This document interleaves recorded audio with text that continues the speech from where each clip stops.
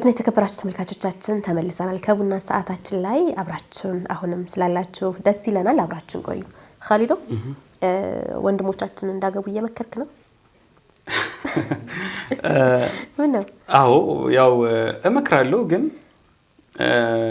ያው በፊት እንግዲህ አንድን ወንድ ጓደኛ ወይንም ወንድሙ አስገድዶ ሲድረው ምናምን እናቃለን አግባ ምናምን ብሎ ማለት ነው አሁን ግን ብንመክርም ከምክር የዘለለ ነገር ለማድረግ እየተቸገረ ነው ያው ጊዜው በጣም አስቸጋሪ ሆኗል ለምን ምክንያቱም እስኪ አስቢው አንድ ወንድ ላግባ ብሎ ቢያስብ ወይንም ለማግባት ዝግጁ ነኝ ብሎ ቢነሳ መንገዶች ቀላል ይመስሉሻል እንዲያገባ የሚገፉ ነገሮች አይ ሱናነቱን መዘንጋት የለባቸውም ሲቀጥል አንተ የራስን ህይወት ያጣጣምክ እነሱ አንተ ያገኘው እንደስታ አንተ ያገኘው ህይወት እንዲኖር ዋላ መፍቀድ ንፉግነት አያሰኝበት እስኪ እንግዲህ ሞር እንድትረጂ ያው ረጅም ውይይቶችን ከማድረጋችን በፊት እንበልና አንድ ወንድ አለ እና ላግባ ብሎ አሰበ ቢያንስ የተለመደ ነገር አለ አይደል እንደ አካባቢያችን ግዴታ እስኪመስል ድረስ ቢያንስ ቀለበት ማድረግ አለበት እና 3 ግራም በትንሹ አይደለ ቀለበት ቢያደርግ 1 ግራም ስንት ነው በዚህ ሰዓት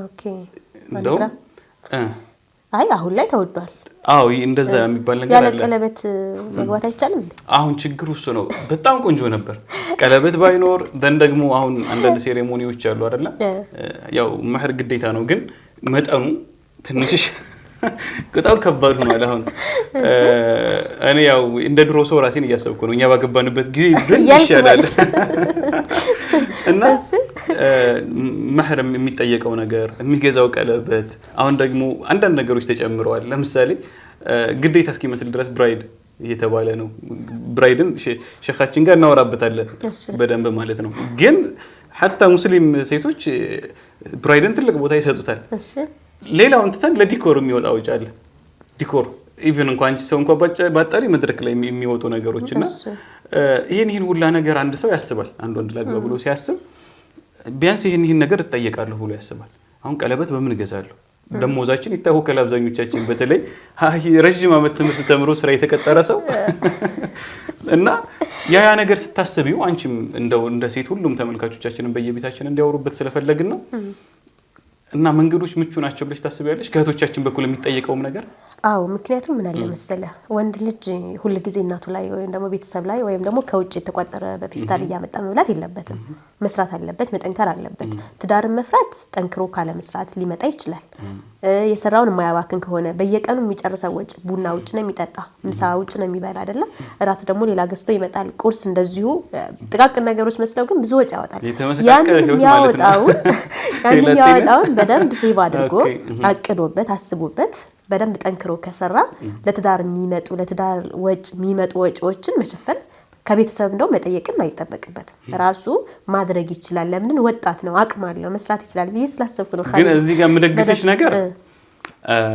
ሁሉም ሰዎች በተለይ ወንዶች ላጤዎች እንዲያውቁ መፈልገው ነገር ምንድነው ትዳር ከጀመርሽ በኋላ አሁን ከትዳር በፊት ያለውን ነገር የሚያሰጋ ነው እና እሱን እንዴት መዝለል እንደሚቻል ነው አሁን ግራ ይገባውና ግን ሰው ትዳር ከገባና መኖር ከጀመረ በኋላ ላጤ ሆኖ ከሚያጠፋው ገንዘብ በግማሽና ከዚያ በላይ ወጪ ቀንሳል ይሄ ማለት እኔ ለምሳሌ ብቻዬን ለመኖር 1000 ብር የሚበቃኝ ከሆነ ላጤ ሆኜ ልክ ወደ ትዳር ሲሄድ በ500 ብር መኖር ይችላል ደግሞ ትዳርም በረካ ያ አላህ በረካውን እንግዲህ ይጨምርበታል ያሰፋዋልና ግን ችግሩ ምንድነው ይሄንን ለማግኘት አንድ ትዳር ውስጥ ገብተሽ ሴትል ሆነሽ መኖር እስኪጀምሪ ድረስ ትዳር እንመስርት ተብሎ ሽምግልና ከተላከ ጊዜ ጀምሮ እስከ ሰርጉ ቀን ድረስ ያሉ ነገሮች ናቸው ከከባድ የሚያደርጉት እንዳልኩሽ የቀለበቶች አለ ያው መህር ግዴታ ነው ጠቅሻለሁ ግን የድሮ በሲዋክ ምናምን የሚባለው ጊዜ ቀርቷል አሁን የለም ታውቂያለሽ በእኛ ጊዜ ተረት ነው አሁን እሱ የለም አሁን ላይ ለምሳሌ ቁርአን ሀዲያ ይስጠዩና አሁን ይላሉ ሴቶች በፊት እንደ መህር ማለት ነው አሁን ይሄ ነገር ግን ታሪክ እስኪመስል ድረስ ማለት ነው አሁን የሚጠቀስ ብር ቀላል አይደለም 30 40 ሺህ ብር ትንሽ ተብሎ እንጂ ሚዲያ ላይ ካየን በሚሊዮን በነጥብ ነው መህር የሚደረገውና 10 ሚሊዮን ሰምቻለሁ በቅርብ አይደል ተሰሚያለሽ በትክክል ተሰሚያለሽና ያ ነገር حتى መድረሳ ላይ ተምረው ጥሩ ባህሪ ያላቸው እህቶቻችን እንዲሳቡ ወደዛ ነገር እንዲቀርቡ አድርጓቸዋል እና ያው እስኪ በደንብ ጉዳዩን ሁሉም ተመልካቾቻችን በየቤቱ ያወሩበት እንግዲህ እንድራለን ልጃችንን ብለው ሴት ልጅ ያላቸው ወንድ ልጅ ያላቸው ማገባለሁ የሚልም እድራለሁ የሚልም ሰው ጉዳዩ ሊነጋገርበት ከኔና አንቺ ደግሞ ተነጋግረን እንዲህ በቀላሉ መስማማ አንድ ነገር እሱ ጋር ልጨምርልህ አንተ ሴት ልጅ የወንድ ልጅ አመጣጥና ያያዝ አይታ ነው ጫና የምታሳድርበት ለምሳሌ አሁን ዘመን ላይ ከቤተሰብ ዝም ብለህ እንዳይሃት ወይ ደግሞ ቤተሰብ አምጥቶልህ አይደለም የምታገባ አይደል ከልጅቷ ጋር ትገናኛለህ ስትገናኝ አንተ የምታወራቸው ወሬዎች ጥንቃቄ ማድረግ አለብህ አንዳንድ ወንድሞቻችን አሉ የሌላቸውን አቅም አለን ብለው ለማሳየት የሚሞክሩ ከሷ ጋር ሲሆኑ አኪዳው ማንነትን ከፍ አድርገህ አግዝፈህ ምናምን ስብእናህም ያለህን ስብእና ማውጣቱ እንዳለ ሆኖ ግን የሆነ ሌክቸር ከሆነ ቦታ ላይ እሷ ለምሳሌ መጋበዝ ሊሆን ይችላል እሷ ፊት ሲቀርብ የሀብታም ነገር የሚያጫውተው ከሆነ ያለውን ደብቆ የሌለውን ለማሳየት ግልጽ ለማድረግ የሚሞክር ከሆነ ሴት ልጅ በጣም ከሱ ብዙ ነገር ትጠብቃለች ይሄ ሰውማ አለው ስለዚህ መደረግ ያለበትን ሁሉ ሊያደርግልኝ ይገባል ብላ እንድታስብ የሚያደርጋት ማን ነው የወንድ ልጆች ከሴት ጋር ሲያወሩ ሲቀርቡ ወይም ደግሞ ወደ ትዳር ሲያስቡ አካሄዳቸው ነውና በደንብ ወንዶች አቀራረባችሁን ጥንቃቄ ካደረጋችሁና ማንነታችሁን ይዛችሁ ከሄዳችሁ ባይዘው መምከርስ አሁን ለምሳሌ ትልቁ ነገር ምን መሰለሽ አንድ ሐሳብ ልጨምር እዚህ ጋርና ኢንሻአላህ ወደ ድራማችን ወደ ሸኻችን እንለፍ አንድ ሰው ምን አለኝ መሰለሽ በዚህ ሰዓት የጠፋው ሴት አይደለም አለኝ ሚስት ነው የጠፋው ወደ ወንዶችም ስንሄድ ወንድ አይደለም አለ በየጊዜው እየተወለደ ነው ባል ግን የለም እሺ ማለት ነገን አርቆ የሚያስብ ኢቭን እሱ ትላልቅ ቦታዎች ላይ ምናምን እንኳን ቢጋብዛት ወጪ ቢያወጣ ልብስ ተውሶ ከጓደኛ ቢሄድ እንኳን እሷ መምከር አለባት ወደፊት ህይወታቸውን ማሰብ ምናምን አለባት ገብቶሻል አይ እኔ መኪና ሰጥቼ ነው ማገባው ቢል ኖ አይ ማለት አለባት እሷ ችግር የለም ነገ ከነገ ወዲያ እንደርስበታለን ማለት አለባትና ያው ጉዳዩ የሚያከራክር ነው አንድ ጓደኛዬ በዚህ ርዕስ ጉዳይ ለምን አታገባም ብዬ ያስኩት ቆየ ጊዜው አሁን ተስፋ ቆርጬ ይትቻለሁ ለዛ ማለትና ያላናገርኩት ሴት የለኝም ማለት እህቶች ማለት ነው መድረሳ የሚያቃቸውን ምናምንና ግን ጉዳዩ የሚገባበት አይደለም እና እኔ አሁን እጂ ሰጥቻለሁ ከአቅሜ በላይ ሆኗልና አንተ ምትሆነው እንዲህ በቃ ዝባዝንኬ የማታበዛውን ምረጥና ዳረኝ አለኝ ማን ልዳር ዝም አልኩ ማለት ነው ቆምኩ ዘላይና ሶስኪ እንደው ምን አለ መሰለኝስ ጋር እንጨምር እውነት የገጠመኝ ማቀው ታሪክ ስላለ ነው ወንድሞቻችን ትዳር የሚፈልጓት እህት ጋር ሲሄዱ ምናልባት እሷ በቃ በጣም ማለፍ የሌለባት ሴት ናት ብለው ካሰቡ hatta መኪና የሌላቸው ተከራይተው ሁሉ ሄደው መኪና ምናምን ሁሉ ብለው የሚያወሩ ሰዎችና መጨረሻ ላይ ግን ትዳራቸው ወደ ሳይገቡበት የቀሩ ሁሉ ታሪኮች አሉ ስለዚህ የሌለንን ወይም ደግሞ ማንነታችን ያልሆነውን ለማሳየት ስንሞክር ነው ነገሩ የሚበላሸውና በባካቸው ወንዶች እሰቡ ይያለን ወደ ሸኻችን ምን ሄድ ይችላል እሺ ወደ ሸኻችን እኔ ለኔ ሐሳብ ከጨመርኩ አንቺ ማሳብ መጨመር ስለማይቀር እስኪ ሸኻችን ደግሞ ድራማም ተዘጋጅቷል እሱንም እንመልከት የፍቅር ጎጆአችን ዛሬ እንግዲህ ከመጀመሪያው እስከ መጨረሻው ትንሽ ሞቅ ያሉ ነጥቦችን ነው ያነሳን ያለነው በዚህ በበሳቅና ቆንጆ ርዕስ አንስተን ጀምረናል እናንተም ተወያዩበት ሸኻችንን እንጋብዝ እንግዲህ ወደ ሸኻችን እንለፍ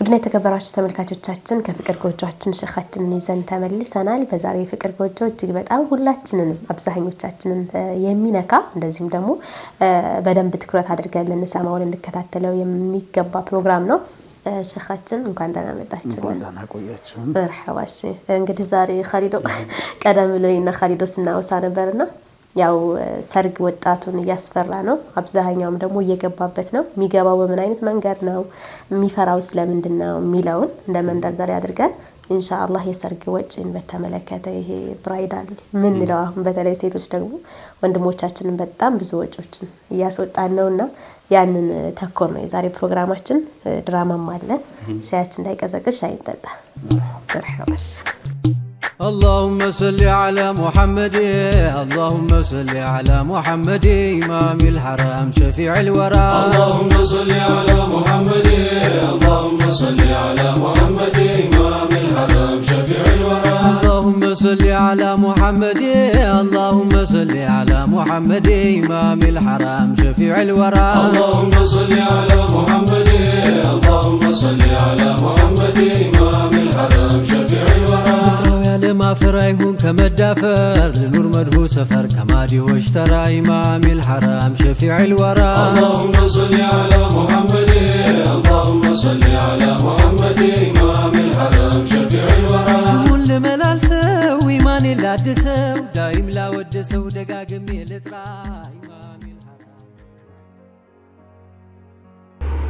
أرهايو እንዴት ነሽ በአላህ እንደ ድሮ እኮ በቶቶሎ የምንገናኝ ነበር መገናኘቱ ቢቀር ለራሱ እኮ በስልክ እንኳን እናወራ ነበር ደህና ነሽ ግን ምንሽ ነው የጠፋሽው አልহামዱሊላህ ደህና ነኝ ጠፋው አይደል ኧረ ደግሞ አምሮብሻል አይደል አንቺ ያሳለፍኩትን ነገር ስለማታውቂ እንዴ ሃዩ ምን አጋጠመኝ ነው ደግሞ የምትይው እንደዚህ እኮ ፍክት ብለሽ ላይሽ ሰው ጥሩ ጊዜ ያሳለፍሽ ነው የምትመስዪው ማን ያምንሻል እንደዚህ ብትይ ምን ሆነሽ ነው ግን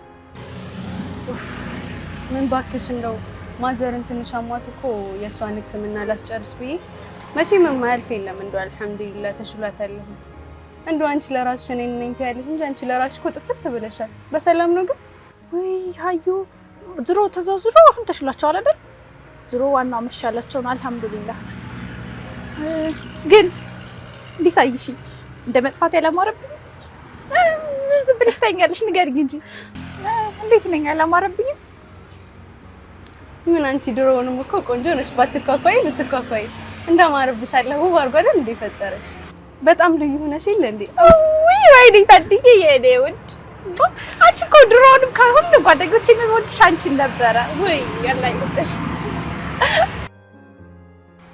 ቆይ ግን ከሰዓዲ ጋር ማለት ከሙሽሪት ጋር ተገናኝታችሁ ታውቃላችሁ ወይስ በስልክና ማውራታችሁ ታውቃላችሁ አይረሂም ያሳለፍኩትን ነገር እየነገርኩሽ እንኳን እሷ ጋር አንቺ ጋር ለራሱ ይኸው በስንት ጊዜያችን ተገናኘን አይደል አቤት ሰው ግን እንደው ብታገኘኝ ከሰው የምትቆጥረኝ አይመስለኝም እንደው እንጃ እንደው ያወቅሻት እሷ ናት እኮ ከሌሎች እንኳን አብልጣ የምትወደኝ እኔ ግን ሰው አይደለሁም እንደው እሱ ይዘነብ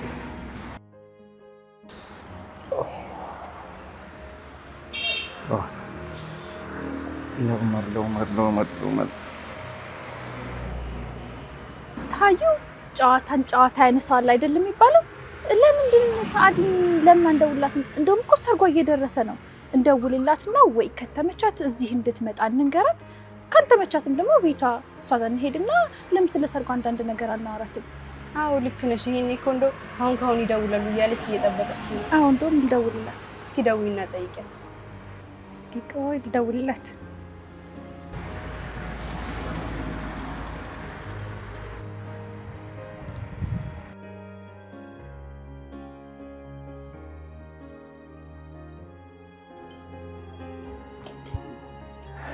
بسم الله الرحمن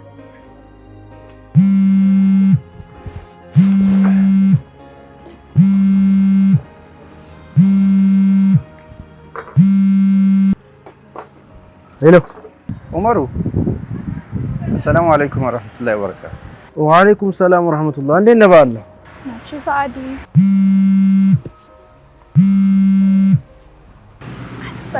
ሄሎ سعدي السلام عليكم ወአለይኩም ሰላም ወራህመቱላህ ረሂማ እንዴት ነሽ አረ ደህና ነኝ እንዴ ሰላም ነው አልহামዱሊላህ ሰላም ነው ሁሉ ሰላም ምን ባክህ ስራ ታውቀዋለህ እናንተ ስራ እኮ ጠዋት ወጥተህ ማታ የምትገባበት አይነት የስራ እንትን ስለሆነ እረዳለሁ በእናትህ አለሁልሽ እንደው ሰርግሽም እኮ እየደረሰ ነው እኛም ጠፋን አለሁልሽ አሁን እኮ ሀዩ ጋር በስንት ጊዜያችን ተገናኝተን እያነሳንሽ ነበረ ሀዩ ብታይ እንዴት እንዳማረባት ስሚ ደግሞ እሷ አማረባት ስልሽ መጥተሽ ካይሻት በኋላ ያንደኛ ሚዜነሽ ሽበቴ ለሳት ሰጪና አንለቀቅም በቃ ስራው እንዳለኩ በጣም ቢዚ ሆንኩኝ አላስተኛ እኮ አለኝ ጊዜ አጣሁኝ አንተ ሙሽራ ጓደኛን እንኳን ለመጠየቅ እኮ ጊዜ አጣሁኝ ጓደኛ አንተ ማትረዳኛለህ እኮ መሪዋ አይኑ አውቃለሁኝ አንተ እንደማይከፋህ እንደማይደብርህ አውቃለሁ ግን እንደው ለኔ ክብሩን ቀረብኝ ታውቃለህ በእሺ ቻው ደግሞ ስትመጪ እናይሻለን እንዳትቆይሽ መጣሁ በቃ እሺ አለይኩም ሰላም ቤት ነው እንዳለኸው አቤት እንኳን አይደለም ለሆነች ጉዳይ የሆነች ማስተርሳት ጉዳይ ያለች ወደ ከተማ አስተዳደሩ ለምን እንደው ብቅ ብላ አንዳንድ ነገሮችን አላወራ መጣሁ በቃ በቃ እሺ ሞሬዋ ስትደርስ ደውልልኝ። መራባሽ። ወአለይኩም ሰላም ወራህመቱላሂ ወበረካቱ።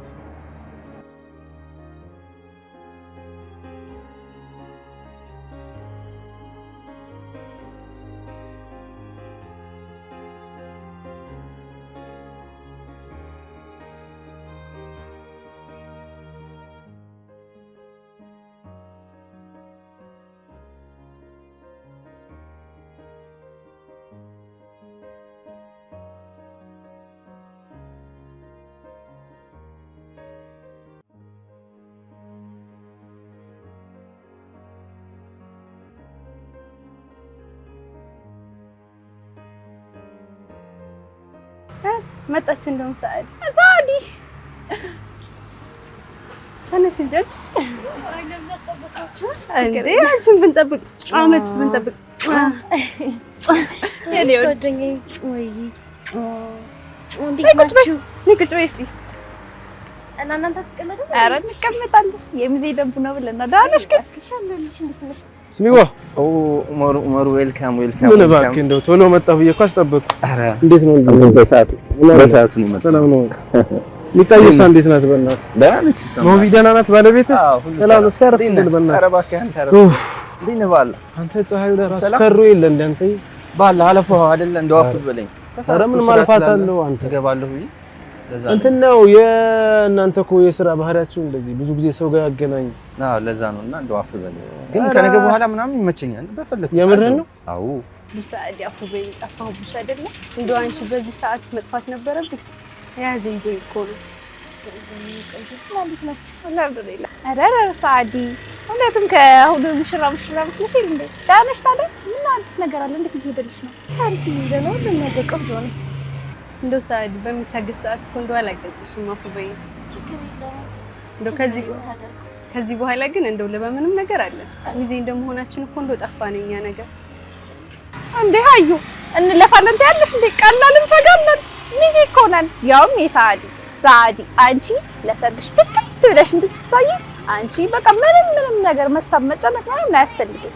እኛን እንዲሁኑ ከአንቺ ካልሽን ቆጥ ላይ ሁሉ ልንሰቀል እንችላለን። አንቺ እንዳልሽን በቃ እኛም ማዘዝ ብቻ ነው የሚጠበቅብሽ። እኛ ከፊት እናሳልጣለን ሁሉም ነገር። አንቺ ጓደኛዬ ባትሆኚ በጣም ነበር የሚቆጨኝ። ኧረ አብሽሪ ምንም ነገር እንዳታስቢ። ወይ ጓደኞቼ እናንተ ሚዜዎቼ ባትሆኑ በጣም ነበር የሚቆጨኝ። እና ሰዓዲ እንዴት እየሄዳለች ነው? እኛ በምን እናግዝሻለን? እና ባለቤትሽን አናግረሻል? ወይ አላማከርኩትም። ያው የኔ ጉዳይ የሱ ጉዳይ ነው ብዬ ስላስብ በዛ ላይ ቀኑም ገና ስለሆነ ትንሽ ቀረብ ይበል ብዬ እናንተ ብቻ የዛን ቀን ተፍተፍ ብላችሁ በደንብ ማልመቅ አለባችሁ። አታስቢ የኛን ነገርማ። እንዴ ጓደኛዬ ምን ሆነሽ ነው? እሱ እስከሚናገር ድረስ ለምንድን ነው የምትጠብቂው? አንቺ ራስሽ የሆነ ነገር አታረጊም እንዴ? አንቺ ከፊት እኮ እንደዚህ እናርግ እያልሽ እኮ ስለሰርጋችሁ ካላወራሹ አንዳንድ ወንዶች እኮ ካልነገርሻቸው አይገባቸውም። እንደሆነ የምልህ ለአባትነት ግን እንዴት ነው? ያ አላህ ምን ልበለው መሬዋ ይገርምሃል። እኔ ሳላገባ ያጠፋሁትን ጊዜ ሳስበው በጣም ነው የሚቆጭኝ። ማጋነን ነው መሬ። ምን አለ መሰለህ መህቡባን የመሰለች ሚስት ከመልኪሉ መልክ ከዲኑ ዲን ያላት ከጸባዩ ጸባይ ያላት ሳገባ ህይወቴ ተስተካከለ፣ ህይወቴ ሰመረ፣ ሰው ሆንኩኝ ብትል ታምነኛለህ? ያ አላህ በዛ ላይ አላህ ትዳራችን የበረካ ትዳር ሲያደርግ ህይወቱን ላይ የመሰለችን ምርጥዬ የሆነች ልጅ አላህ ሰጠ። አላህ ባረከ። ወይኔ በአላህ ሞሪዋ አሁን ምን መሰለህ አንተ ሙድ ጓደኛዬ የኛ ማህበር ልትቀላቀል መንገድ ላይ ነው። እጅግ በጣም ነው ደስ ያለኝ ጓደኛዬ፣ እንኳን ደስ ያለህ። እሱማ መቼ ይቀራል ብለህ ነው? እንደው ግን እሱማ በእርግጥ ነገራቶች እንደው ጥሩ እየሄዱ ነው ማለትም ይቻላል። እንደው አንዳንድ እንደው እኔ ግር ያሉ ነገራቶች አሉ። ስሚዋ በተለይ አንተ ብዙ ነገር ታውቃለህ። ያው በእድሜ ከኔ ትበልጣለህ ለማለት ሳይሆን እስኪ እንደው አንተ መሁቢ ጋር ትዳር ስትመሰርቱ ጎጆ ስትወጡ የነበራችሁን ዝግጅት እስኪ እንደው ንገረኝ። ማለት ገብቷል ለማለት የፈለኩት ለምሳሌ ከሰርግ በፊት ምንድነው ማድረግ ያለብኝ? በነገራችን ላይ ማለት ነው እዚህ ጋር የጅ ልነግር የምፈልገው እኔ ሰዓዲን አላህ ዱዓ አድርጌ ብዙ ጊዜ እያለቀስኩ ስለለመንኩት የሰጠኝ ሷሊሃ የሆነች ሚስቴና ልጅ ናት ብዬ ነው እንትን የምለውና ታውቃለህ ሰርግ የሚባለው ነገር ደግሞ ለሴት ልጆች ማለት ለሴቶች አጠቃላይ ማለት ነው ትልቅ ኢሜጅ አለው ትልቅ ትርጉም አለውና እንድትደሰትልኝ እፈልጋለሁ በጣም ግን ደግሞ ታውቃለህ ኡስማን የኔ የገቢ ምንጭ ቅጥረኛ ነኝ ተቀጥሬ በማገኘው ገንዘብ ነው እየኖርኩ ያለሁት ግን ደግሞ አልহামዱሊላህ ከማንም የሚያንስ ኢንካም አይደለም ገቢ አይደለም ያለኝ አልহামዱሊላህ አደላድሎ የሚያኖር ነው ያለኝ ግን ሳስበው እንዴት ነው አንድ ቅጥረኛ የሆነ የመንግስት ሰራተኛ ሰርጉን ሊያሳምር የሚችለው አግኝተኛ የሆነ ሪስክ ውስጥ ሳልገባ እንዴት ነው ሰርግን እንደው ላሳምር የሚችለው እስኪ ምን መሰለው መሪዋ በእውነቱ ወደ ትዳር ከመግባት በፊት የነገር አሳስቦ ይህን ጥያቄ በማንሳት እጅግ በጣም ነው ይቆራቡ ይህ ጥያቄ እኮ ካንዲ ከተማረ ሰውና በጣም አስተዋይ ከሆነ ሰው የሚወጣ ያስተውሉት ጥያቄ ነው እኔም እኮ ወደ ትዳር ከመግባት በፊት ጓደኛዬን አብሮ አደገኝ አንተ ታውቃለህ ጓደኛ ብቻ አይደለም ከወንድምም በላይ ነው ማለት ወደ ትዳር ዓለም ከመግባት በፊት ከኔ ከህይወቱ ተሞክሮ አንዳንድ ነገሮችን ልምከረው ብዬ እነዛን ምክሮች ልለግስ ነበር የደወልኩት እኮ በጣም ትልቅ ነገር ነው አስበዋል አይደለም እንደዚህ በነፃ መሆኑ ቀርቶ ገንዘብ ከፍለህ ስለዚህ ስለ አሁን አንተ ልትነግረኝ ስላልከው ጉዳይ ገንዘብ ከፍዬ እንኳን እንደሚያማክር ሰው ባገኝ ሙስተዒድ ነበርኩ በእውነት ኡስማን ምን እንደምን አላውቅም ድሮንም አውቃለሁ አንተ ለኔ መልካም ልብ እንዳለ መልካም ነገር እንደምታስብልኝ ግን ደግሞ ከምክርህ ጋር አያይዘህ እንድትነግረኝ የምፈልገው ማለት ነው ሰዓዲን በጣም እንደምወዳት ለሷ ስል ምንም ነገር አረጋለሁ አግኝተኛል አንደርስታንድ አድርገኛል አይደል በቃ የሷ ደስታ የኔ ደስታ ነው የኔን ፍላጎት አስቀድሜ የሷን ደስታዋን ማጨለም አልፈልግም አግኝተኛል ያው ሴትም እንደመሆኗ በርግጥ ብዙ ሴቶች ሰርጋቸው እንዲደምቅላቸው ይፈልጋሉ ከብዙ ነገር አንፃር ማለት ነው ከዛ ጋር የይዘህ እስኪ አጠቃላይ ልትመክረኝ ያሰብከውን ቀልብህ ላይ ያለውን ነገር እስኪ ንገረኝ ኢንሻአላህ ኡመር ነገር ካልክማ ምን መሰለህ ለምሳሌ እኔና መሁባ ባለቤቴን ታውቃለህ ስንጋባ እንዴት ቀለል አድርገን አነስተኛ የሆነች ድግስ አዘጋጅተን ወደ ትዳር ዓለም በመግባታችን አልহামዱሊላህ በሰርግ የምናወጣቸው ወጪዎች ቆጥበን ማለት ነው አሁን የምንኖረው ቤታችን ሙሉ ነው ምንም ሳንቸገር አልহামዱሊላህ ብለን እንኖራለን አሁን አንተ ምንድነው ማድረግ ያለብህ ወደ ትዳር ዓለም ስትገባ ማለት ነው መጀመሪያ ከሰዓዳ ጋር ያለውን ነገር በግልጽ ማውራት ነው ገብቶሃል በግልጽ ስታወሩ ምንድነው ለምሳሌ ሴቶች በተፈጥሯቸው ድግስ ይወዳሉ ብዙ ነገር ግልጽ ነገር ያምራቸው ገብቶሃል ሰርግ ስታስብ ምን ያስፈልጋል መሰለህ ለብራይድ የምታወጣው ወጪ አለ ለምላሽ የምታወጣው ወጪ አለ ጃኮዚ የሚባል ነገር አለ እስቲም ባዝ የሚባል ነገር አለ ገብቶሃል በዛ ላይ ደግሞ በቃ ለምላሽ ስትሄድ ለቤተሰብ የምትሰጠው ነገር አለ እንደገና ጥሎሽ የሚባል ነገር አለ መህር የሚባል ነገር አለ መህር በግድ ግዴታ ነው የማይቀር ነገር ነው ገብቶሃል ከዛ ደግሞ ለቤተሰቦቹ አንዳንድ ነገር ተብሎ የሚገዛ ነገር አለ ገብቶሃል በዛ ላይ ማለት ሳልጠቅስልህ ማላልፈው ነገር ለምሳሌ ከሰርጉ በፊት የመስክ ፎቶ የሚባል ነገር አለ ገብቶሃል የመስክ ፎቶ ደግሞ በአንድ ልብስ ብቻ ተነስተህ እንደዚህ የምትሆን ነገር አለ በአምስት በአራት ልብስ ቀያየረህ ልትነሳት ትችላለህ ይሄን የምታደርገው አንተ ነህ ለእሷ ብቻ አይደለም ለአንተም ልብስ ትከራያለህ የካሜራማን ትከፍላለህ በጣም ብዙ ወጪዎች አሉ ገብቶሃል በዛ ላይ ለሷም የሜካፕ ለቢንጆዎች የምትችለው አንተ ነህ ገብቶሃል እነዚህ ሁሉ ነገሮች ይወጫሉ ይሄ ከሰርጉ በፊት ያለው ነው ከመስክ ፎቶ ጋር ያይዤ ሳልጠቅስልህ ማላልፈው ነገር ደግሞ በፊት እንኳን ይሄና ፕሮግራም ይባል ነበር አሁን ደግሞ ብራይድ ተብሎ ለብራይድ የሚገርምህ ነገር ነው እንደገና ልብስ ትከራያለህ ሜካፕ ትሰራለች በዛ ላይ ካሜራማን ይመጣል ለዚህ የምትከፍለው ወጪ አቻ ገብቶሃል ምን ይሄ ብቻ የሰርጉ ቀን ሲደርስ ደግሞ እነዚህ የጠቀስኩልህ ከሰርጉ ቀን በፊት የምታደርጋቸው ነገሮች ናቸው የሰርጉ ቀን ሲደርስ ደግሞ ምን ታዘጋጃለህ አንደኛ ለርድ የምታወጣው ወጪ አለ የድንኳን የዳስ የምታወጣው ነገር አለ ለመድረክ ፕሮግራም የምታወጣው ነገር አለ ገብቶሃል በዛ ላይ የመኪና ኪራይ የምታወጣው አለ ገብቶሃል ለሚዜዎች የምትችለው የሚዜ ልብስ የምታወጣው አንተ ነህ ምኑን ትች ምኑ ልጥቀስልህ? በጣም ብዙ ወጪ ነው የምጠበቅበት። ድንኳን ተከራዩ ብለህ ሳትጨርስ የመድረክ ወጪ አለብህ። የመድረክ ዲኮር የሚባል ነገር አለ። ይሄ ሁሉ ወጪ አለበት። ገብቶሃል? በዛ ላይ ዑመር ረስቼው ትልቁን ነገር ቀለበት አለ። ቀለበት በዚህ ሰዓት ስንት እንደገባ ታውቃለህ ዑመር?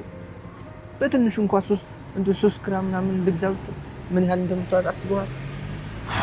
ኡስማን ሂሳቡንማ ማስላት የለብንም። አይደለም ሂሳብ አስልቻ አይደለም እንዲሁ ማሰቡ ለራሱ ሌት እንቅልፍ ቀን እኮ ለራሱ ስራዬን በቅጡ እንኳን እንዳልሰራ ነው ያደረገኝ። ኡስማን እዚህ ጋር እንድታውቅልኝ የምፈልገው ነገር አንተ ከመደወልህ በፊት እኔ ብደውዬ ልጠይቀው እችላለሁ ብዬ ያልኩትን ነገር ነው አንተ ተረድተኝን ሁላ ነገር የነገርከኝ ያማከርከኝና ምን እንደምልህ አላውቅም። ስመጣ ስለ ሰርግ ፕሮሰስ ቅድመ ሁኔታዎች አእምሮዬ ላይ ይዤ የመጣሁት ከሰማሁትም እኔም ደግሞ ባይኔም ካየሁትም አንፃር ይዤ የመጣሁት ነገርና ሞር ደግሞ አንተ ስሩ ኤክስፒሪየንስ ከኖርክበት የህይወት አንግል አንፃር የነገርከኝ ነገር ጋር ያገኘሁት ነገር የሁለት ዓለም በለው በቃ ምን እንደምልህ አላውቅም። ግን ደግሞ ስሚ እሺ አንተ አርግ ያልከኝንስ ነገር እሺ ብዬ ተቀበልኩ እንበል። ታውቃለህ እኔ ሳዲን ራሴን ከምወደው ወይም ደግሞ ለራሴ ቦታ ከምሰጠው የበለጠ ነው እንትን እምናትና ቅድም ብያለሁ። ያው ሰርግ የሚባለው ነገር ለሴት ልጅ ትልቅ የህይወት ትልቁ አንዱ ዓላማዋ ግቧ ነው። ከዚህም ነገር አያይዘህ እንግዲህ መልካም ነገር ይግጠምህ በለህ። እሷም ይሄን ነገር አንተ ያልከኝን ነገር ስነግራት መልካም አቀባበል እንድትቀበለኝ እንደው ልቧ እንዲራራልኝ እንደው እስኪ እንትን በለኝ ኢንሻአላህ። እኔ እንደ ጓደኛ ወንድሜም ነህ ጭምር ያለውን ነገር እንድትጨናነቅ ፈልጌ አይደለም ማለት ነው። ያለውን ነገር ረጋ ብላችሁ ተዋይታችሁ አንተ መሐባ እንዳለብህ ሁሉ እኮ እሷም ጋር መሐባ ይኖራል። ይሄን ነገር የምታደርጉት ደግሞ ለወደፊታችሁ የጋራ ህይወት ነው እንጂ እሷን ለመጉዳት ወይም ደግሞ ይሄን ነገር ብታደርግ የምታጣው ነገር የለም። ቢቀርም ደግሞ የሚቀርብህ ነገር የለም። ወስሚዋ በመሐባ ሁሉም አሁን እንደው ይሄ ነው ከምንለው አሁን አንተንም እንትን ከምልህ አንተ የነገርከውን ነግረኸኛል፣ እኔም ደግሞ የሰማሁትን ሰምቻለሁ አይደለም ወስሚ? አዎ አንተ ብቻ እንዴት ለኔ ተጨንቀህ እንደነገርከኝ ሁሉ በዱዓም ተጨንቀህ በዱዓ ተከተለኝ ማለት ይገዘኝ ኢንሻአላህ። ዱዓ እና ይሄን ነው የምልህ። ወይ የኔ ባል የኔ ዑመር እንደዛ አይደለም። እንኳን የሰርጋችን ቀን ደርሶ በአማን ቀን ራሱ የምፈልገውን ነገር ነው የሚያደርግልኝ። እናንተ ብቻ ለሰርጉ በደንብ ተዘጋጁ። ከሰርጉ በላይ እንደው አላህ ትዳራችሁን እንዲባርከው መልካም ህይወት እንድኖራችሁ ዱዓ አደርጋለሁ ኢንሻአላህ። መርሃባ ግን ታየኝ እንደው ታየኝ ስሙ እንኳን ደስ ያለህ። አቤት እሺ ይሁንልሽ። እና አሁን ወዴት ነሽ? ያው እናንተ ጋር ነኝ።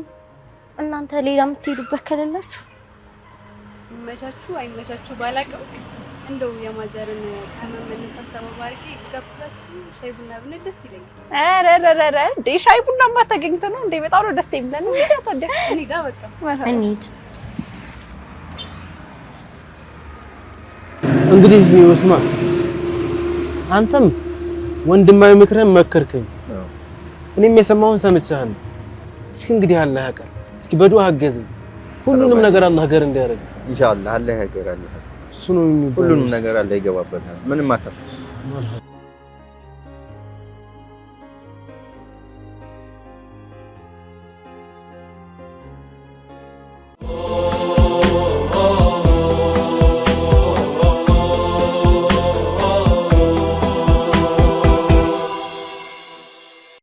የተወዳችሁና የተከበራችሁ የአርሄቡ መዝናኛ የፍቅር ጎጆ ፕሮግራም ተከታታዮቻችን እንግዲህ ድራማውን አይተን ተመልሰናል።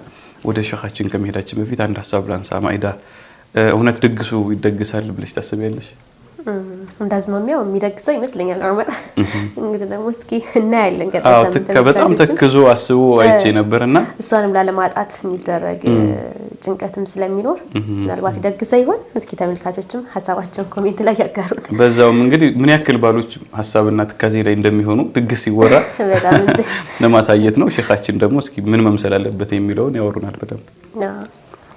بسم الله الرحمن الرحيم الحمد لله وصلى الله وسلم وبارك على سيدنا ومولانا محمد رسول الله وعلى آله وصحبه ومن والاه أما بعد እንግዲህ ያው እንደ ኢስላም ስናይ ምንድነው ያው ጋብቻ አጠቃላይ ያው ሱና ነው የነብዩ አለይሂ ሰላቱ ወሰለም ሱና ነው ከዛም ቀደምት የነበሩ ነብያቶች በሙሉ የነሱ ሱና ነው ጋብቻ ለጋብቻ ደግሞ ምን ያስፈልጋል ስንል አንዱ ያው ሰርግ ነው እስልምና ያው ሰርግንም ሰርግ በራሱም ሱና ነው ግን የሰርጉ ሁኔታ የድግሱ ሁኔታ ምን መሆን አለበት የሚለው ላይ ነው ዋናው እንትኑ እንጂ ሰርግ መደገሱም በእለቱ ይሄም የተወደደና የነብዩ አለይሂ ሰላቱ ወሰለም ሱና ነው አብዱራህማን ኢብኑ አውፍን ያው አውሊም ወለው ቢሻቲን በማለት ያው ሰርግ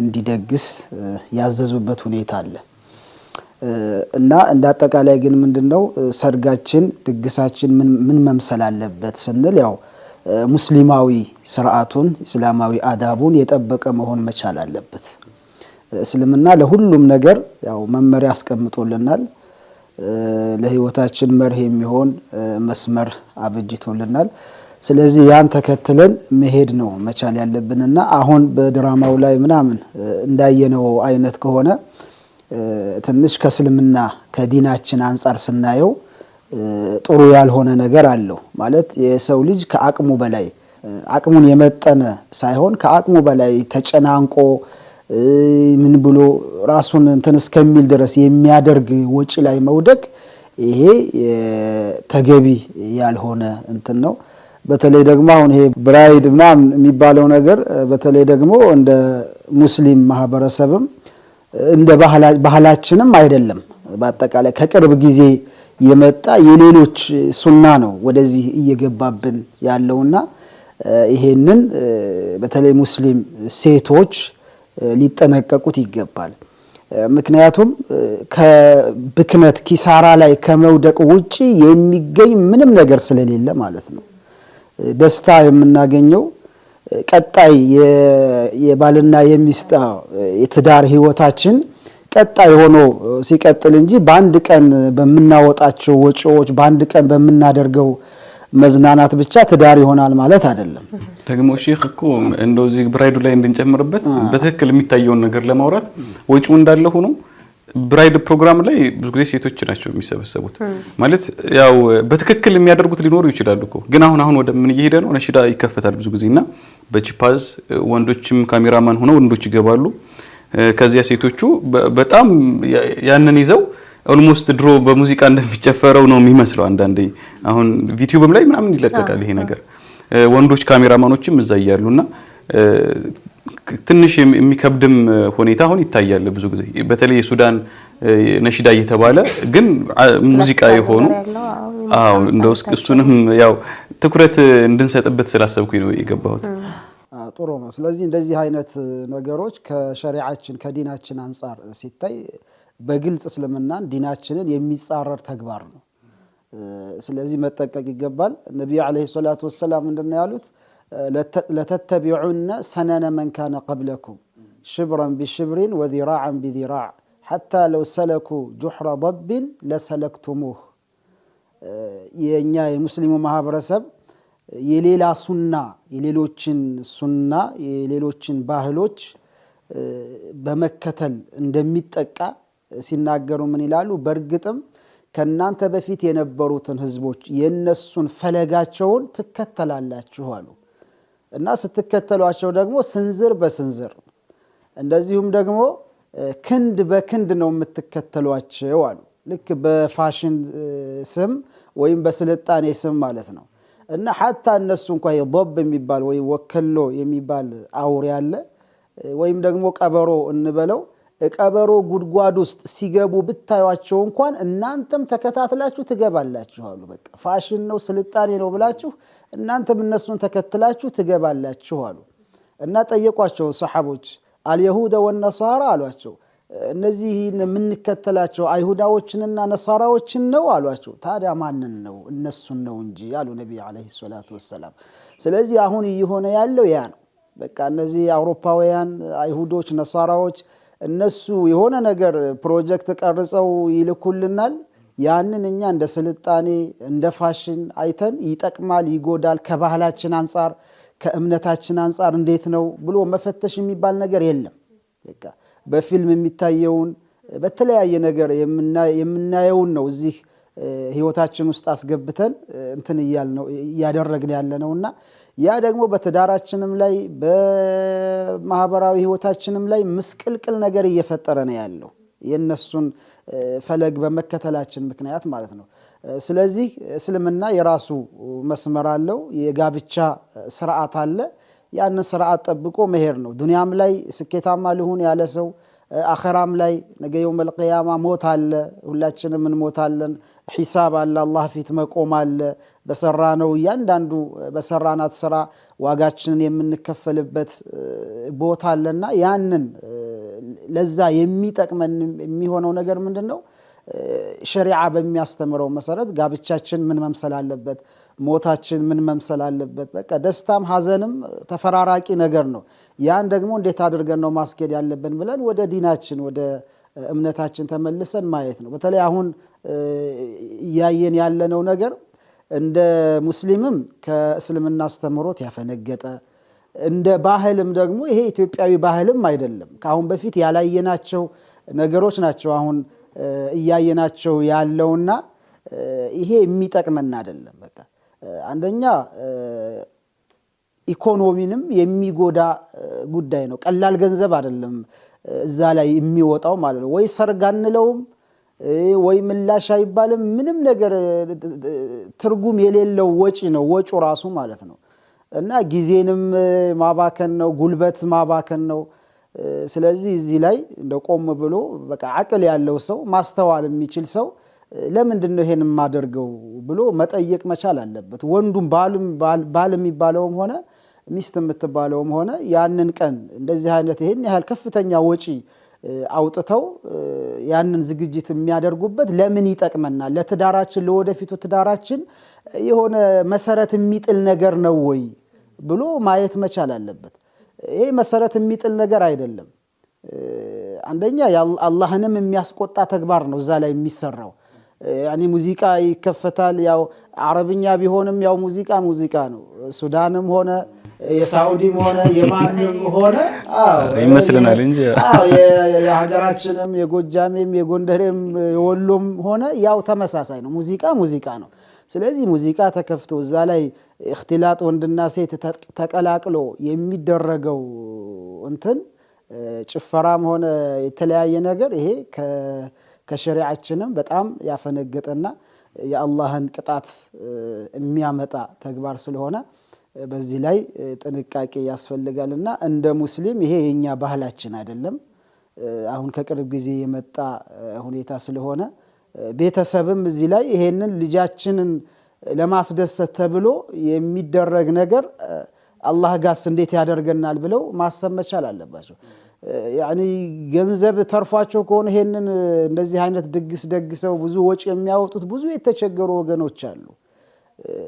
ለነዛ ወገኖች አረጋውያኖች አሉ። የአረጋውያን ምንድነው የሚባለው ማዕከሎች አሉ። ለነሱ ዙሪያችን ጎረቤቶቻችን እዛው አካባቢ ያሉ ቤተሰቦች አሉ የተቸገሩ ብዙ። በቃ በተለይ በአሁኑ ሰዓት ደግሞ አብዛኛው ማህበረሰብ የኑሮ ሁኔታ ያው ችግር ላይ ያለ ነውና የተወሰኑ ቤተሰቦቻችን ጎረቤቶቻችንን እዛ ያወጣነውን ወጪ ተርፎን ከሆነ እዛ ያወጣን ያለ ነው ለነሱ የሆነ ነገር ብናደርግላቸው አላህም የሚወደው ተግባር ነው። እነሱም ይደሰቱበታል፣ እኛም የህሊና እርካታ እናገኝበታለን። በዚህ በጭፈራ በመናምን የምናገኘው ነገር የለም። ለአንድ ቀን ልንደሰት እንችላለን። ከተደሰትን በኋላ ነገ ከነገ ወዲያ ግን ያ ነገር እንረሳዋለን። እንደውም ጸጸት ነው በኋላ እንትን የሚሆነው። ብዙዎች ደግሞ እንደዚህ አይነት ድግሶች ስናያቸው የጋብቻቸው እንትን ከ6 ወር በላይ ከአመት በላይ እንትን አይልም።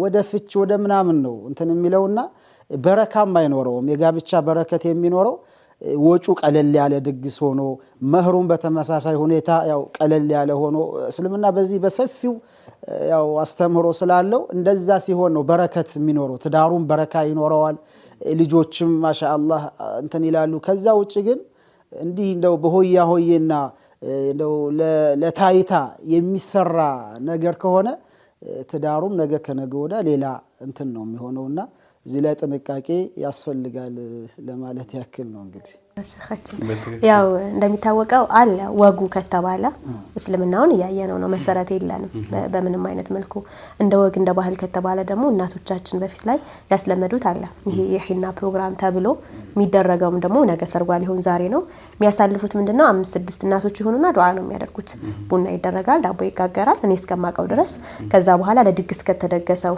ከሚጠጣውም ከሚበሉትም ነገራቶች ይቀናነስና ለሴቷ ትዳሯ እንዲሰምርላት እንድትወልድ እንደውም አዳር ሁሉ ዱዓ ይደረጋል ሴት እናቶች ተሰበሰቡና ለሊ ደግሞ ትልቅ የሚባሉ አባቶች ሸሪዓዊ ዕውቀት ያላቸው ዱዓ ሲያደርጉ ቁርአን ቀርተውላት መርቀዋት ሁሉ እሷ ቁጭ ብላ እየኸደመች እንደዛ ነው የሚታወቀውና ይሄም ሲሆን ደግሞ ሸኻችን ሲጠቅሱት እንደነበረው በረከቱም የትዳሩም ደግሞ ዘላቂነትም እጅግ በጣም ፍሬያማ ይሆናል ቅድም ላይ እየጠቀሳችሁት ነበር ሼኽ ቤተሰብ ትልቁን ሚናም ይወስዳል ልጃቸው አሁን እንደ ፍክክር ነው የከሌ ልጅ እንደዚህ አድርጋ አይነት ነገር ነው መኪናውን ቢባል ቀለበቱን ቢባል ወደፊት እንመጣበታለን ታውስታላችሁ እሱም በቃ ይሄ ለትዳር የሚወጣው ወጭ ውድድር ነው አሁን እኔ ከማን አንሳለሁ ይሄኔ ልጅ ከማን ታንሳለች አይነት ነገር ነውና ቤተሰብ ትልቁ ሚና ይወስዳል ይሄ ብራይዳሉም ላይ ብንቆይ አሁን ቤታቸው የሚገባው እንዳላችሁት ምስኪኖች አይደሉም ተመርጠው ጥሩ ልብስ የለበሱ ወጣቶች ደግሞ መተው ምንም የተለያዩ ምግቦች ይደረደራሉ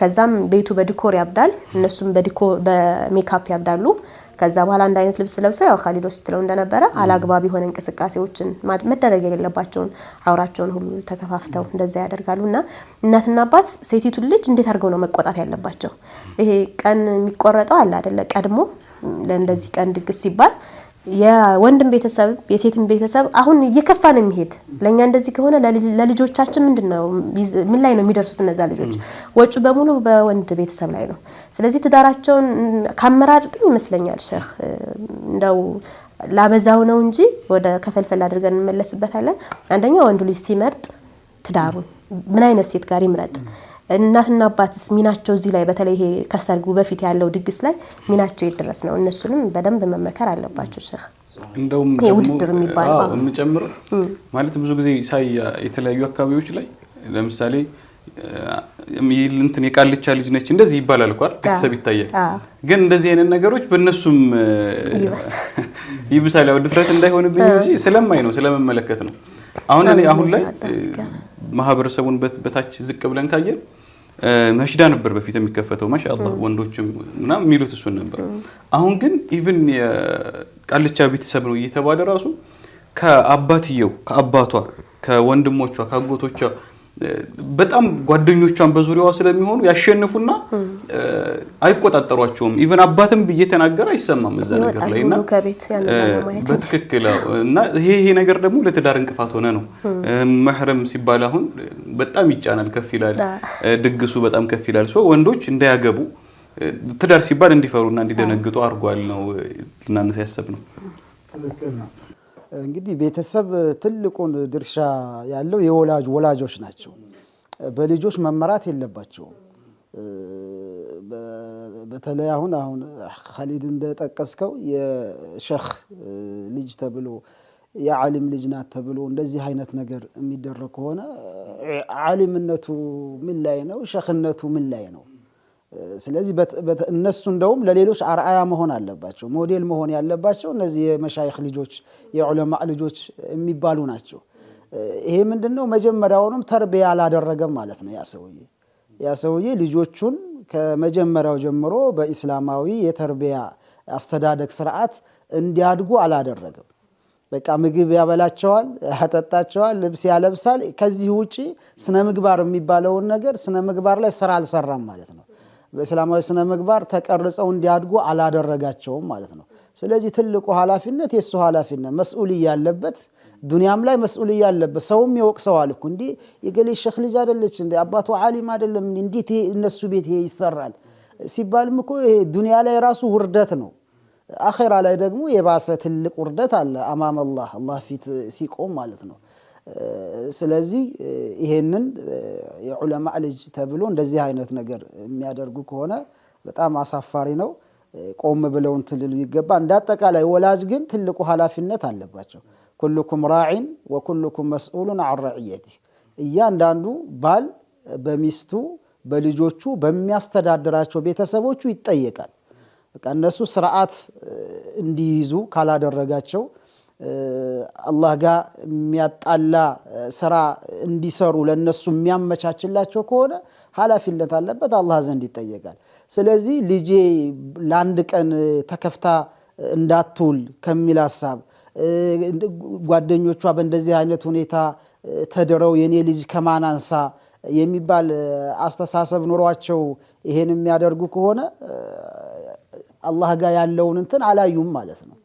ስለዚህ ወላጆች ትልቁን ድርሻ የሚወጡት እነሱ ናቸው። እሷ እንኳ እንደ ጓደኞች መሆን አለብኝ ብላ ችክ ብላ ብታስቸግር እንኳ ኖ ነው ማለት ያለባቸው። በጭራሽ አይሆንም፣ ይሄ ከዲናችንም አንፃር ከባህላችንም አንፃር ተገቢ አይደለም ብሎ መዝጋት ነው እንጂ መቻል ያለበት ልጄ እንዳትቀየመኝ እንትን እንዳትለይ ተብሎ የሚደረግ ነገር ነገ ከነገ ወዳ ለነሱም ጸጸት ነው።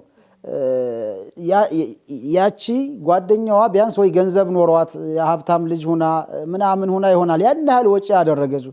ይሄ ቤተሰብ ወላጅ እኮ ተበድሮም ምኑም ብሎ እኮ ነው ያንን ነገር እንዲያደርግ የሚገደደውና እነሱንም ችግር ላይ ነገ ከነገ ወዳ መጣል ነው የሚሆነውና ጆሮ መስጠት የለባቸውም ወላጆች። በቃ አይሆንም ብሎ ያኒ አቋም ማሳየት መቻል አለባቸው የሚል ነው ወላጆች ላይ ማለት ነው። ሌላ እንዳጠቃላይ ይሄንን እያየ ትዳርም ወንዱም ደፍሮ ለመግባት ወደ ትዳር እንቅፋትም ይሆናል። ትዳር ውስጥ ከገባ በኋላ ብዙ የሚያስፈልገው ወጪ አለ። ከትዳር በፊት ደግሞ ምንም እዚህ ግባ ለማይባል ነገር ደግሞ ለማይታሰብ ወይ ሰርጋ ይባል ወይ እንትና ይባል እዛ ላይ የሚያወጣቸውም ወጪዎች ለኪሳራ ነው የሚዳርጉትና እንደዚህ ከሆነ እንዴት ብዬ እኔስ አገባለሁ ብሎ ወንዱም ከትዳር የሚታቀብበት ሁኔታ ይፈጠራልና እንዳጠቃላይ የድግስ ሁኔታ ምን መሆን አለበት በሚለው ላይ ያው ሸሪዓ ይፈቅዳል እስልምና። በተለይ በሰርጉ እለት በኒካሁ እለት ድግስ መደገስ አለበት። ምን አይነት ድግስ ነው መደገስ ያለበት የሚለው ራሱን የቻለ ሰፊ ዝርዝር ይኖረዋል። ወደፊት በቀጣይ ፕሮግራም ላይ ምናልባት እሱን የምናይ ይሆናል። እንዳጠቃላይ ግን እስልምና ባህልን ዓዳ የሚባለውን ይሄ ባህል የሚባለው ሙሉ በሙሉ አያወግዝም። ያኒ ከሸሪዓ ጋር የሚስማሙ ባህሎች ካሉ ያበረታታቸዋል ዲነል ኢስላም። ለምሳሌ አሁን ማኢዳ እንደገለጽው ሰርጉ ነገ ሊሆን አካባቢ ዛሬ ላይ ወይ 2 ቀን ምናምን ሲቀረው ቤተሰቦች ተሰብስበው እንደዚህ ዱዓ ሰርጉ ያማረ ሰርግ እንዲሆንላቸው እንዲወልዱ እንዲከብዱ የሚደረጉ የዱዓ ፕሮግራሞች እንደዚህ አይነቶች የሚበረታቱ ናቸው። ወጫቸውም ቀላል ነው። ብዙ ኢስራፍም የሚባል ነገር አይደለም። ይሄ መልካም ባህል ነው፣ የሚበረታታ ባህል ነው። እንዲህ አይነቱን ባህል እስልምና ያበረታተዋል። ከዚህ ውጭ የሆነ ግን ሰውን ለኪሳራ ላይ የሚዳርግ በዛ ላይ ደግሞ ማዕሲያ ወንጀል አላህ የሚታመጽበት ድግስ ከሆነ ደግሞ በጽኑ እስልምና የሚቃወመውና የሚያወግዘው ተግባር ነው። እንዳጠቃላይ ግን ቆም ብለን ሁላችንም ራሳችንን ማየት ነው። ይሄ የምንደግሰው ድግስ ለወደፊት ለትዳራችን የሚጠቅመን ነው ወይ? ምን አስተዋጽኦ አለው? በቃ ትዳራችን የሰመረ ትዳር እንዲሆን ምን የሚያደርገው አስተዋጽኦ፣ ምን የሚጥለው መሰረት አለ ብለው ቆም ብለው ማየት ይጠበቅባቸዋል ነው። መርሐባ። እኔ አሁን ያልጨረስኳቸው ሀሳቦች አሉኝ ሼህ። ያው አብዛኛው ብዙ ሴቶች ደግሞ ጥሩ ሴቶች አሉ፣ በጎን የሚያዩት ነገር ብዙ ነገር አለ። ሶሻል ሚዲያም ብዙ ተጽዕኖ አለ በየቦታውም ስለሚሄዱ ማለት ነውና ሳይፈልጉት ግን ደግሞ የበታችነት ስሜት ይሰማቸዋል።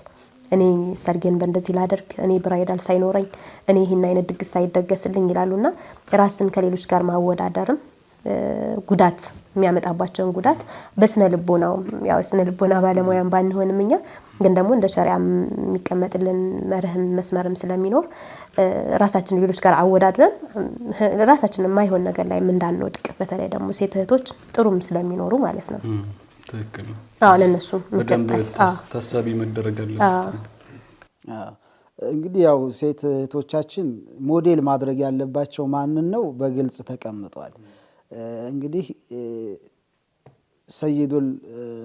ሰይዱ በኒ አደም አጠቃላይ ሰይዱል አርዲ ወሰማዋት የሰማይ የምድር ትልቁ ልዑሉ ያኒ ሰይድ የሚባሉት አይነታ የሚባሉት ነቢያችን አለይሂ ሰላቱ ወሰላም ናቸው። እሳቸው ልጃቸውን ፋጢማ ረዲየላሁ ዐንሃ እሷም ታላቅ ሴት ናት ፋጢማና እሷን ሲድሩ እንዴት አድርገው ነው የዳሩት? ለኛ ሞዴል ለሙስሊም ሴቶች ሞዴል ሊሆኑ የሚችሉት እነሱ ናቸው።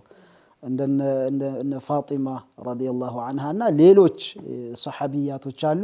የነሱ የትዳራቸው የጋብቻቸው ሁኔታ እንዴት ነበር ብሎ እነሱን ነው ሞዴል አድርገው ማየት ያለባቸው እንጂ ከዛ ውጭ ሆነ ያኒ ከዲን አፈንግጣ ያለችን ሴት እንደ ሞዴል አድርጎ ማየት የለባቸውም።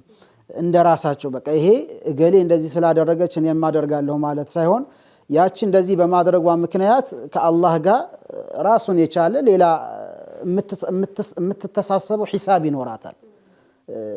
ስለዚህ እሷ ደግሞ አላህን ፈርታ በቃ ትዳሬ ለኔ የምፈልገው ትዳሬ ነው፣ ትዳሬ እንዲሰምርልኝ የአላህንም ትእዛዝ ሳልጥስ የነቢዩን አለይሂ ሰላቱ ወሰላም ሱና ሳልጻረር በሳቸው መንገድ ላይ ነው ሰርጌንም ሆነ ሌላውን ድግሴን የማደርገው ብላ የምትሄድ ከሆነ ይሄ ትልቅ አጅር ነው አላህ ዘንድ ያላትና መመልከት ያለባት የሰሐቢያ ሴቶችን ምርጥ የነበሩ የኢስላም እንስቶች አሉ። እነሱን ሞዴል አድርጋ ማየት ነው።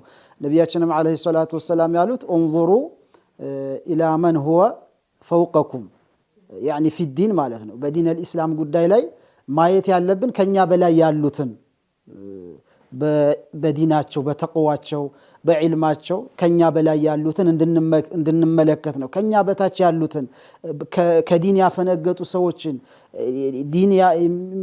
የዲን አልኢስላም ህግን የሚጻረሩ ሰዎችን እነሱን አይደለም ማየት ያለብን። ከኛ በላይ ያሉትን በዲን በጣም ትልቅ ደረጃ የደረሱትን እነሱን ተመልክተን የነሱን አርአያ ለመከተል የነሱን መስመር ለመከተል እነሱን መከተል ነው የሚጠበቅብን። ከበታች ያሉትን ደግሞ ያየን ከሆነ አሁንም ቢሆን ከዲን እንትን እያለ ነው የምንሄደው። እሷ እንደዚህ አይነት ከሰራች እኔም እንደዚህ አይነት ነገር መስራት አለብኝ ማለት ተገቢ ስላልሆነ ማለት ነው። ስለዚህ ከበላያቻችን ያሉትን በተቅዋ በዒልም በምናምን ከላይ ያሉትን እነሱን እንደ ሞዴል አድርጎ ማየት ነው። ከታች ያሉትን ደግሞ ማየት ያለብን መቼ ነው? በዱንያዊ ጉዳይ ላይ የዱንያዊ ጉዳይ ላይ ማየት ያለብን እንደዚህ በጣም ሀብታም የሆኑትን ባለጸጋ የሆኑትን ማየት ሳይሆን ከኛ ከበታቻችን የሆኑትን ሰዎች እንድናይ ነው እስልምና ያስተማረንና እንደዛ ነው መሆን ያለበት። ስለዚህ እንዲህ አይነት ሴቶች በቃ አላህ ዘንድ ትልቅ ደረጃ ያላት ሴት ናት። በቃ አላህን አላስከፋም የነቢዩ አለይሂ ሰላቱ ወሰላም ሱናቸውን ተከትዬ ነው ትዳሬን መያዝ ያለብኝ ብላ የምትሄድ ሴትና ደግሞ አይ የዛሬው እንትን ይሁን ነገ ከነገ ወዳ ተውባ አደርጋለሁ ምናምን ብላ ደግሞ ማዕሲያ ላይ የምትዘፈቅ ከሆነ በጣም የተለያዩ ናቸው። መሬትና ሰማይ ናቸው። እነሱን ጭራሽ ማወዳደር አይቻልምና ቅስሟ ሊሰበር አይገባም። ሞራሏ እንትንም ሊል አይገባም። ማሻአላህ ጥሩ ደረጃ ላይ ነው ያለችው። አላህን የምትፈራናት የነቢና አለይሂ ሰላቱ ወሰላም ሱናቸውን መንገዳቸውን የምትከተል ሴት ናትና ትዳሯም ደግሞ የሚሰምረው የሷ ነው። ምክንያቱም በረከት የሚኖረው የሷ ነው። ዘላቂነት ይኖረዋል። ልጆች ይኖራሉ። ሪዝቃቸውንም አላህ ያሰፋላቸዋል።